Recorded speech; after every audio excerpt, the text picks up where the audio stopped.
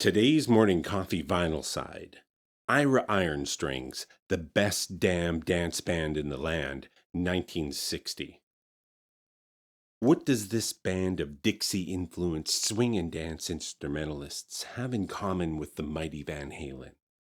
Well, a whole lot more than you'd ever imagine. So sit back and let's see if we can tell a little story. At the end of the silent picture era in the latter half of the 20s, the great powerhouse entertainment studio known as Warner Brothers decided to enter the music publishing and recording industry to secure cheap access to music for their film division. Investments in Brunswick Records followed, amongst other moves, and things were looking up until the Great Depression. The drop in consumer spending necessitated the slashing of prices for recorded music, and the proliferation of broadcast radio similarly hammered demand. So much so that after a few bad deals and adjustments too numerous to get into, Warner Brothers, with its nose battered, all but walked away from their ownership positions in the recording industry for almost 25 years. They began their re entry during the mid 50s recording industry boom when they realized they could make a lot more money running their own label instead of licensing their music to others, their practice at the time. This was all the more apparent when film actors started becoming music stars.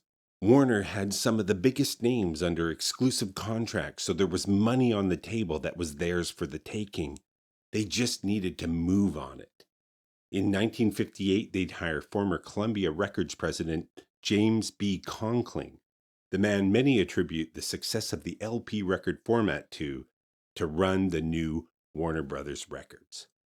Now, Conkling was considered a middle-of-the-road tastemaker, and most of Warner's early artist acquisitions were either obvious or fairly innocuous, and he immediately focused his attention on the growing hi-fi market segment of adult listeners. Outside the likes of high-profile actor Tab Hunter and some comedy albums, which were the lifeblood of the label, Warner, under Conkling, was looking for instrumental music to help promote and sell their Vitaphonic stereo-branded form of fidelity and establish Warner as a premium sound label. Married to a King sister from the famous big band era vocal group the King Sisters, Conkling would reach out for help from his brother-in-law, guitarist, bandleader, and producer Elvino Ray, also married to a King sister, to record for the label. But Elvino was under contract at the time to Capitol, so they created a persona, Ira Ironstrings, and a mythology around the best damn dance band in the land that allowed them to record and release this album in 1960, while Elvino produced albums by other artists for Warner under his real name. Elvino was only 8 years old when he built his first recording studio. Starting out as a banjo player, he explored electrifying his banjo before switching to guitar. In the 30s, he was asked by Gibson to develop a pickup for the steel guitar, and as a guitarist and band leader, he was instrumental in bringing guitar and electric guitar into the musical mainstream. He developed the talk box and several other guitar-centric innovations, and not unlike a young Edward Van Halen, was a tinkerer, trying to get the guitar to do what he imagined it could do in his head.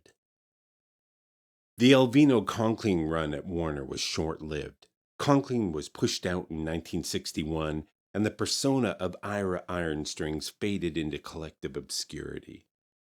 The label then did an about-face and embraced rock and roll music and folk music, recognizing that youth-orientated music was the future of the industry. Their position in the industry through the 60s, 70s, and 80s is so storied, I wouldn't even begin to try and tell it, certainly not here. But I do like to bookend this with 1978, 20 years after the formation of the label, and 18 years after Elvino's integration of electric guitar on swing band recordings under the pseudonym Ira Ironstrings. Van Halen would record and release Van Halen 1 for the label, and the guitar world would never be the same. Now, if this whole tale sounds like it was just an excuse for me to talk about Van Halen on a Saturday morning, You might be right, but that's just where this spin took me. Sometimes you follow the strings as they lead you, particularly when they're iron strings and attached to a guitar.